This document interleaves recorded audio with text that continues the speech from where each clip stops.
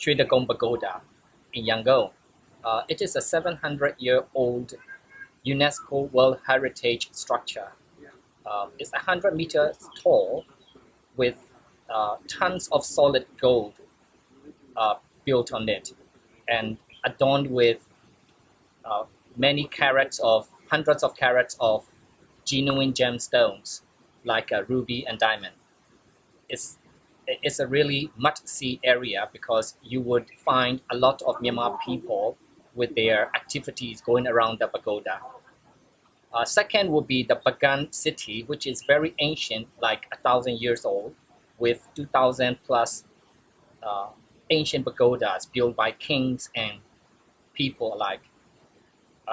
And if you have a chance to go on the hot air balloon to look at it, the sight is mesmerizing, really.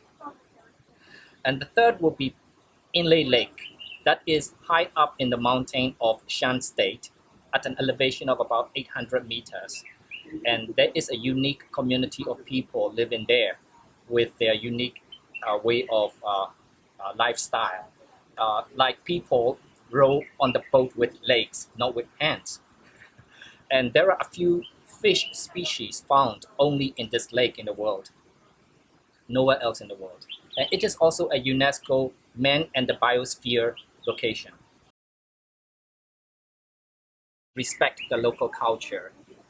For example, when you go to religious Buddhist sites, you have to be bare feet, even without socks. That's the tradition and requirement there. And ladies should not wear short skirts, or even short shorts.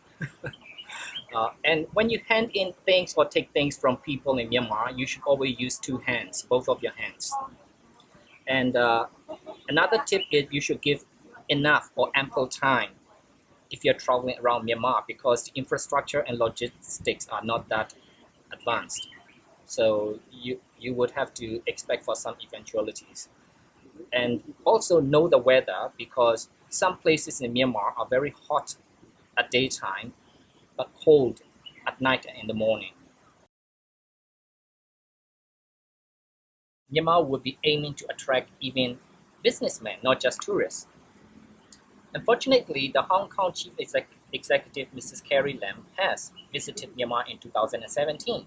So there will be more G2G programs coming up and probably more direct flights. There are already, except COVID-19 times, Myanmar has both Cathay Dragon and Myanmar National Airways flying more than 10 flights a week. And there are a lot of factory owners from Hong Kong who have actively invested in Myanmar. And Myanmar has, of course, granted visa-free access to Hong Kong passport holders. And Myanmar will be attracting more tourists and even high-end tour packages tailored for Hong Kong in the very near future.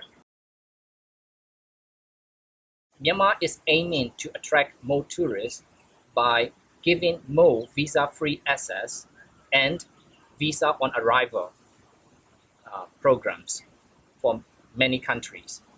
And Myanmar government is also preparing more budgets for tourist promotions and participating in international tourism exhibitions and cooperating with tour agencies to arrange more packages. And Myanmar has even assigned tourism ambassadors. One of them is the MMA champion Aung La Nasan from Myanmar. Well, I would say since time stood still in Myanmar for a few decades, so there's no better time than now to visit Myanmar while it's still unspoiled in its old natural beauty.